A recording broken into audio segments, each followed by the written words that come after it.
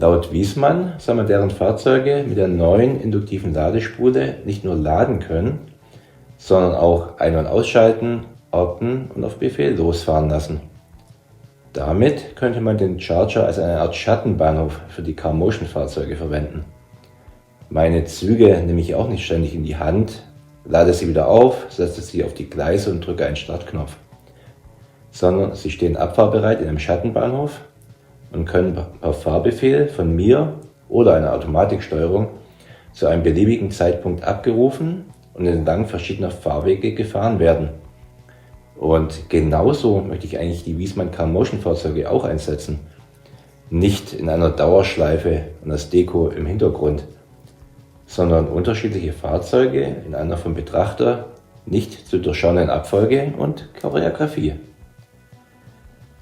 Leider habe ich in Videos bis dato nur den Einsatz mit der Option Laden nach Bedarf gesehen. Die Spule ist irgendwo im Fahrweg eingebaut und die Fahrzeuge fahren nach und nach drüber.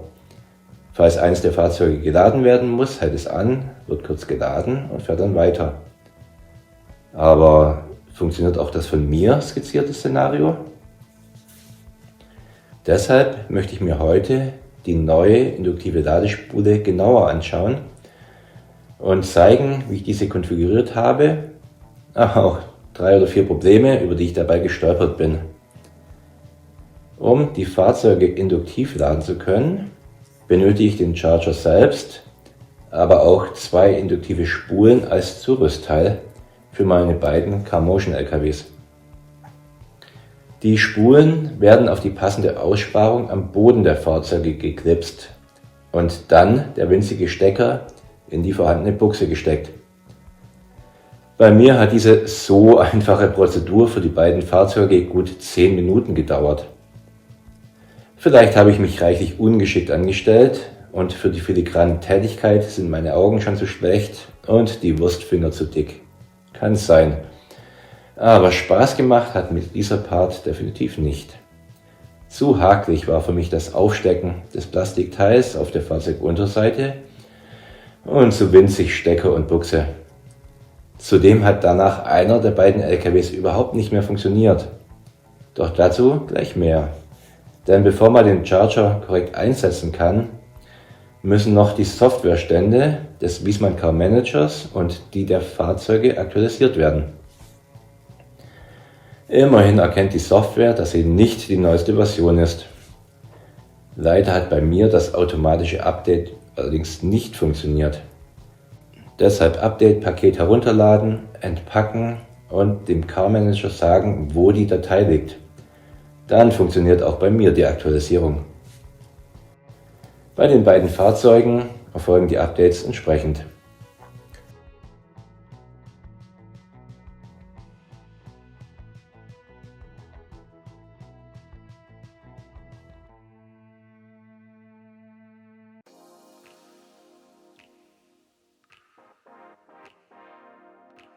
In diesem Zuge lege ich in den beiden LKWs gleich noch 2 Makros an.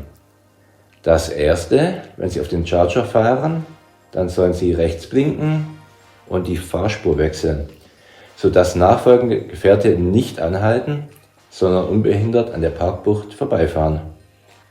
Und das zweite Makro, um beim Anfahren links zu blinken und die Fahrspur zurückzusetzen, damit die automatische Abstandssteuerung wieder funktioniert.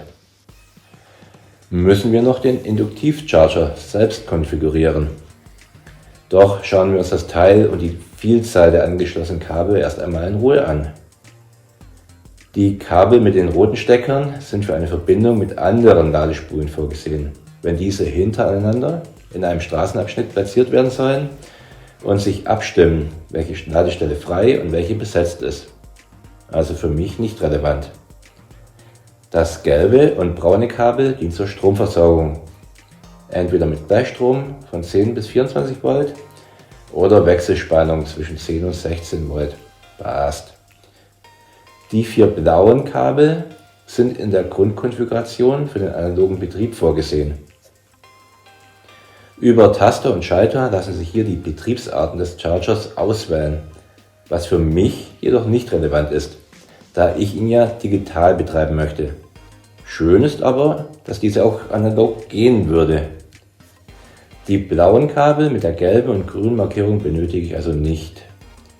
Allerdings die mit der weißen und roten Markierung. An diesen werde ich das Digitalsignal anschließen.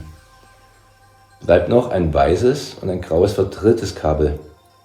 Diese sind konfigurierbare Ausgänge.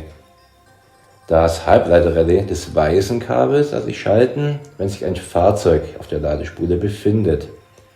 Verbinde ich dieses auf der einen Seite mit der Masse meiner Modellbahn und auf der anderen mit einem S88-Decoder, so habe ich nun einen Belegmelder und meine Zentrale erkennt den Charger als besetzt.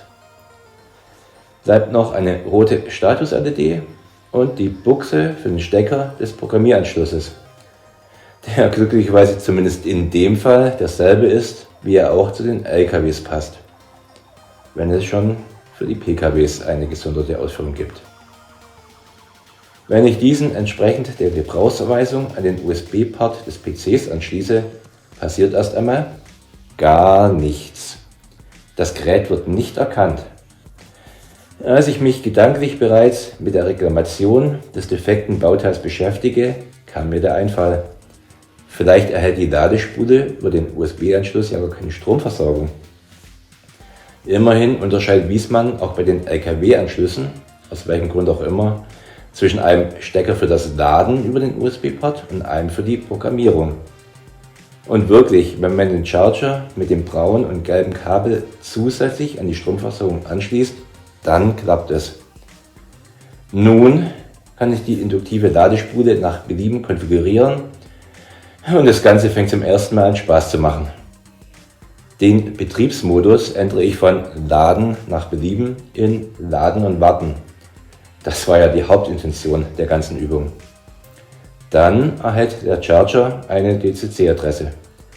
Der Nummernkreis ab 165 steht bei mir noch zur freien Verfügung.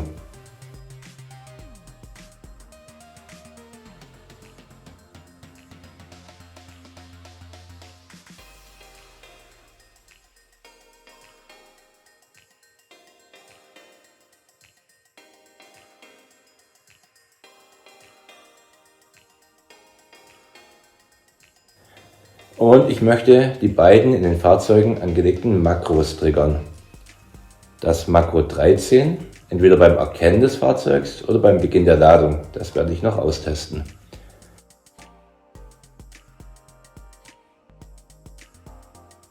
Und Makro 14 beim Losfahren des LKWs. Jetzt ist der Induktivcharger also fertig konfiguriert.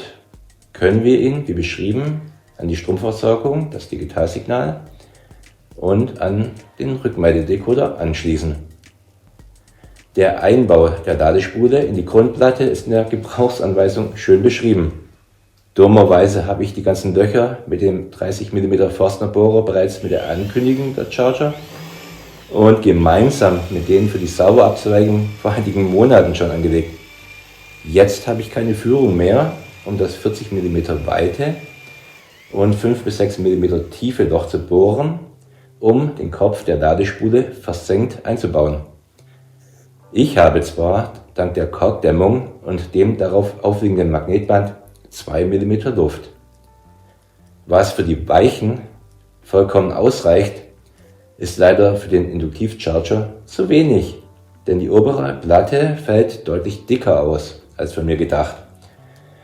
Und nun fehlen mir rund 3 mm. Also habe ich die Aussparung zum versenkten Einbau wenig elegant mit einem Dremel und einem kleinen Fräskopf ausgeführt.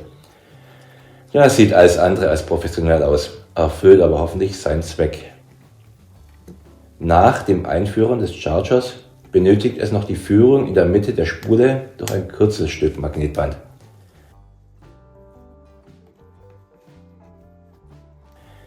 Ich habe mir hier ein genaues Ausmessen der Länge gespart und mehr nach Augenmaß abgeschnitten, mit ausreichend Überstand links und rechts, um das Magnetband umbiegen zu können.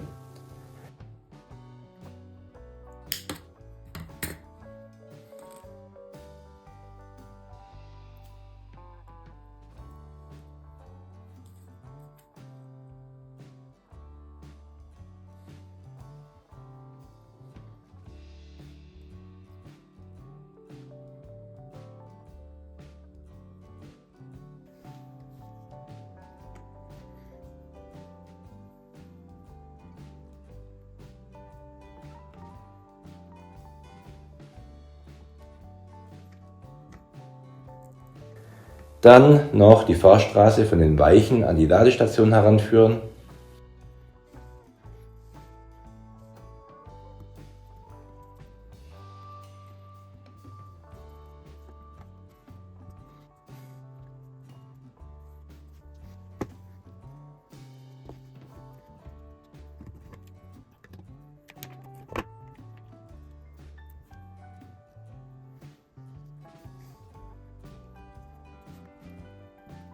Das sollte passen. Nach diesen ganzen Vorarbeiten könnte man jetzt zum ersten Mal testen, ob alle Komponenten das tun, was ich mir vorgestellt habe. Dummerweise bewegt sich der Mercedes-Benz LKW aber nur noch im Schritttempo. Egal ob mit der Fernbedienung, über die Digitalzentrale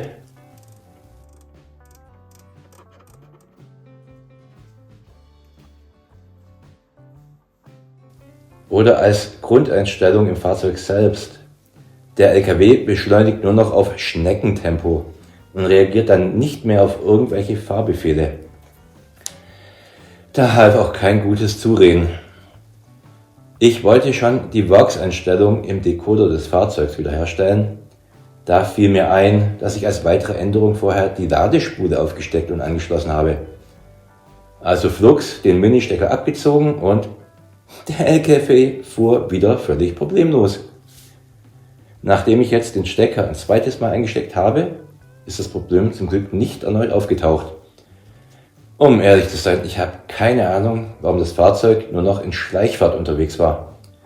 Soweit ich es sehen konnte, was alles andere als einfach ist, weil die ganzen Teile so winzig sind, war der Stecker korrekt eingesteckt. Aber jetzt funktioniert es. Trotzdem wollte ich euch hier meine Erfahrung weitergeben.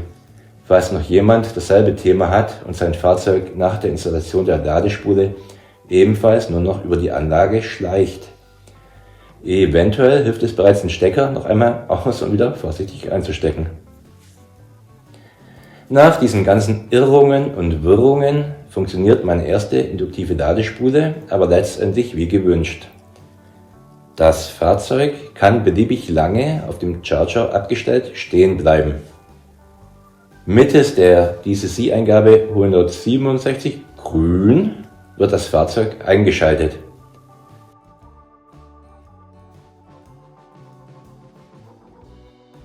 Adresse 165 grün lässt das Fahrzeug abfahren. Wie im Makro hinterlegt, blinkt es links und schaltet auch wieder die Hauptfahrspur aktiv, sodass nachfolgende Fahrzeuge Abstand halten. Möchte man den LKW laden und oder abstellen, schaltet man die DCC-Adresse 165 auf Rot. Sonst würde das Fahrzeug ungebremst über den Charger fahren und stellt dann den Sauberabzweig wieder in Richtung der Haltebucht. Das sieht man hier besonders schön, weil ich zu Testzwecken die Straßen nur mit Klarsichtfolie abgedeckt habe. Beim Erreichen der Ladeposition bremst der LKW etwas abrupt ab. Hier werde ich im Endzustand wahrscheinlich noch einmal mit den Geschwindigkeiten und den Bremsparametern spielen und richtet sich optimal aus. Jetzt wird das Fahrzeug induktiv geladen und blinkt dabei, wie im Makro hinterlegt, rechts. Die Fahrspur wurde ebenfalls per Makro auf die Spur 0 gesetzt. Falls jetzt ein Fahrzeug auf der durchgehenden Fahrspur passieren möchte, kann es das ungebremst. Zumindest dann, wenn es weiß, dass es selbst auf der Hauptfahrspur unterwegs ist. Wenn es von dem Induktivcharger losgefahren ist, dann weiß es das, ja, per Makro zugewiesen. Hat man den LKW aber dazwischen ausgeschaltet, hat der Leiter in den Werkseinstellungen vorgegeben Amnesie und weiß nicht mehr, auf welcher Spur er unterwegs war. Dann bremst er hinter dem in der Parkbucht stehenden Fahrzeug ab. Man kann und sollte das aber in der Konfiguration des Fahrzeugs ändern, dann bleibt es auf der durchgehenden Spur auch dann nicht stehen, wenn es zuvor einmal ausgeschaltet war, weil es sich jetzt merkt, wo es zuvor unterwegs war. Bei einem solchen halbwegs komplexen System lernt man halt ständig dazu. Wichtig an der Stelle ist natürlich aber eine korrekte Stellung der Fahrstraßen. Sonst kommt es, wie auch bei den Zügen, unweigerlich zu einer Kollision. Dass die Abstände nach dem Losfahren der Fahrzeuge vom Charger weiterhin sauber eingehalten werden, zeigt dieser kurze Versuch. Soweit ich bisher testen konnte, funktioniert nun alles reibungslos. Einschalten, losfahren, anhalten, laden und bei Betriebsschluss ausschalten und einfach stehen lassen. Damit bietet das Wiesmann Carmotion System tatsächlich das, was ich mir erhofft habe. Diese Fahrzeuge genauso einsetzen zu können wie die Zuggarnituren in meinem Schattenbahnhof. Mit dieser Gewissheit kann ich nun daran gehen, die restlichen Parkpositionen, die sich versteckt hinter dem Bahnhof befinden, mit Induktivchargern auszustatten und mich nach und nach an die Fertigstellung des Wiesmann Carmotion Straßennetzes zu machen. Ja, jeden Abstellplatz mit einer separaten Ladespule auszustatten ist teurer, als eine einzelne Lademöglichkeit irgendwo versteckt im Fahrweg der Fahrzeuge vorzusehen, die für das Aufladen wahrscheinlich ebenfalls absolut ausreichen würde. Aber der beschriebene Komfortgewinn, die Wiesmann PKWs und LKWs wie gewünscht abstellen und einsetzen zu können, rechtfertigt für mich diese einmalige Mehrausgabe. Ich hoffe, euch hat das Video ein wenig geholfen, ihr habt Neues erfahren oder wurdet zumindest gut unterhalten. Vielen Dank auf jeden Fall für euren Besuch in meinem Hobbykeller. Alle weiteren Videos von mir zu Wiesmann Carmotion, aber auch Magnorail und Carson RC habe ich in der hier links angezeigten Playliste hinterlegt. Und wenn ihr weiter mitverfolgen wollt, wie meine ganz persönliche Modellbahn-Traumanlage entsteht, so lasst gerne ein Abo da und schaut euch ebenfalls die anderen Videos meiner entsprechenden Playliste an, die ich hier rechts verlinke. Ciao und pfiat euch, euer Jörg alias 1 zu 87 Enthusiast.